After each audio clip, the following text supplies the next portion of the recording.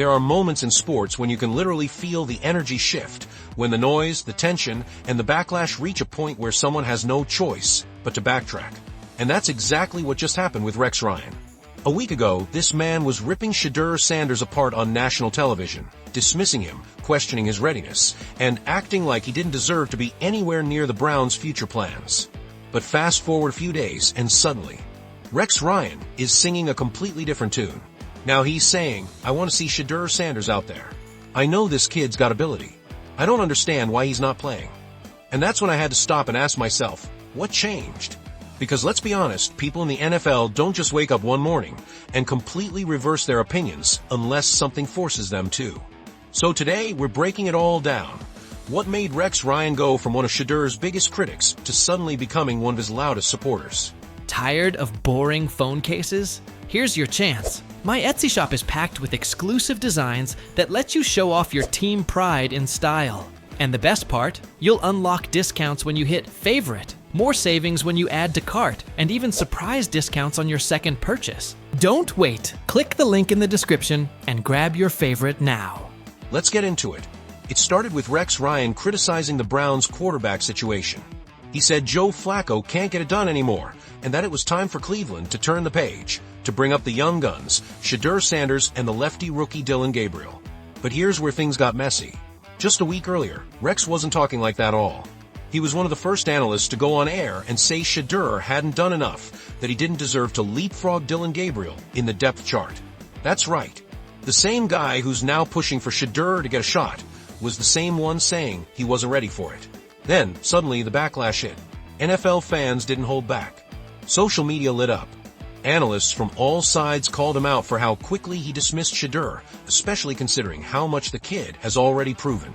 The criticism came fast, and it was relentless. And when the storm started building, you could almost see Rex realize he'd crossed a line. That's when he switched gears completely. On air, Rex began praising Shedeur Sanders' potential, talking about his poise, his mechanics, his leadership, and saying he wants to see him on the field. He went as far as to call out Kevin Stefanski, saying the Browns missed an opportunity by keeping Joe Flacco as backup instead of letting two young quarterbacks, Shedeur Sanders and Dillon Gabriel, compete for the team's future. To Rex, this became about what he called investing in tomorrow. He said, the Browns need to see what they have. One of these young guys could be the future. Let them prove it. And that's a fair point, in theory. But let's not pretend this sudden change of heart came out of nowhere. Because the truth is, Rex Ryan's entire narrative flipped after the backlash. He went from doubting Shedeur's ability to pushing for him to start, not because he suddenly discovered some hidden talent, but because he realized the public wasn't on his side anymore. The NFL community made it clear, Shedeur Sanders isn't some unproven rookie you can just dismiss. He's the son of Deion Sanders, a young quarterback who's been under pressure his entire life, and still, he delivers. He's shown leadership, confidence, and maturity beyond his years. And when Rex came after him, people took it personally. That's when Cam Newton stepped in, and man, Cam didn't hold back. He called out what he described as the circus around Cleveland, saying too many people in the media were unfairly targeting Shedeur for reasons that had nothing to do with football. Cam said something that really stuck with me. Some of the same things they ridicule Shedeur Sanders for are the same things they praise in other quarterbacks like Jackson Dart. Think about that for a second. When certain players show confidence, they're called leaders. But when Shedeur does it, he's called cocky.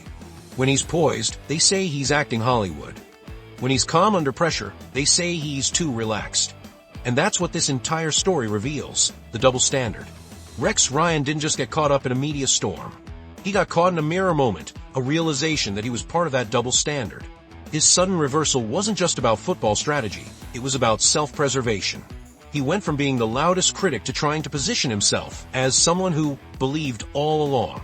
But the timeline doesn't lie. The receipts are out there. And the reality is, Shedeur Sanders doesn't need Rex Ryan's approval. Not now, not ever. He's been earning his respect the hard way, on the field, every single day. The kid's got that mix of precision, calm, and fire that you can't fake. You can see it in his footwork, his reads, the way he commands the pocket. That's not hype. That's talent. The Browns may still be figuring out what direction they're heading in, but if they're serious about the future, there's one obvious answer. You stop clinging to what's familiar, and you give your young guys a real shot. Because at some point, you've got to stop protecting yesterday and start believing in tomorrow. And that's what Shedeur Sanders represents. He's not just another name on a depth chart. He's a statement, a reminder that confidence isn't arrogance, that leadership doesn't always look traditional, and that some players are just built for the spotlight whether people like it or not. So yeah, Rex Ryan changed his tone. But let's be real. The people who've been watching Shedeur all along, we never doubted him. We already knew what was coming. When I first saw Rex Ryan's rant about Shedeur Sanders, I'll be honest, I was stunned. Not because Rex was being opinionated, we expect that from him. It's Rex Ryan. But because of how personal and reckless his comments were. It wasn't just a critique of a young quarterback, it felt like a public takedown, the kind that can follow a player for years. Rex didn't just question Shedeur's skills, he went after his confidence, the very thing that's been the foundation of Shedeur's journey since day one. The kid grew up under the blinding lights of expectation, the son of Deion Sanders, a living legend. Confidence isn't arrogance for him, it's armor. It's how he survived the noise, the scrutiny, the endless comparisons. But instead of acknowledging that, Rex used it against him, painting it as ego. And that's when Michael Irvin stepped in, a man who knows the power of confidence better than almost anyone who's ever played the game. Irvin didn't hold back. He called Rex out directly, saying people only attack Shedeur because he dares to believe he's great. Irvin said something that really stuck with me.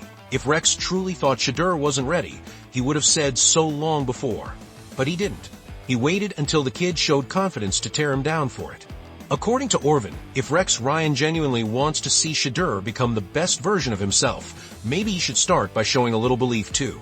Because that's what young players need, confidence from their mentors, not condescension from the old guard. And that's not just media talk. Even inside the Browns organization, Rex's words didn't sit right. I'm told the team wasn't pleased at all, not the front office, not the coaching staff, and definitely not head coach Kevin Stefanski. When the topic came up in a recent press conference, Stefanski didn't dodge it. He addressed it head-on, calling the rumors about Shedeur being narcissistic or ironic completely false. He made it clear that Shedeur's been one of the hardest workers on that field, day in and day out. He talked about the grind, red zone drills, 7-on-7 sessions after regular practice, the repetition, the focus. He just needs to keep doing what he's doing, Stefanski said. Keep working. That's what all these guys do. You could hear the conviction in his voice, not defensive, but protective. He knows what kind of work ethic Shedeur brings to the table, and he wasn't going to let one media personality rewrite that story. But this situation spiraled way beyond a locker room defense. The reaction across the league was massive. NFL owners started paying attention, and not in a good way. See, Rex Ryan's words didn't just echo on TV. They reached the upper echelons of the NFL, the kind of people who shape careers and control networks. His remarks about Shedeur triggered a wave of backlash, not just from fans, but from within the league itself. Word spread fast that several executives and owners were quietly questioning Rex's judgment.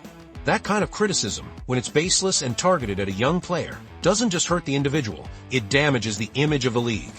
And when something threatens the NFL's public image, it gets the commissioner's attention.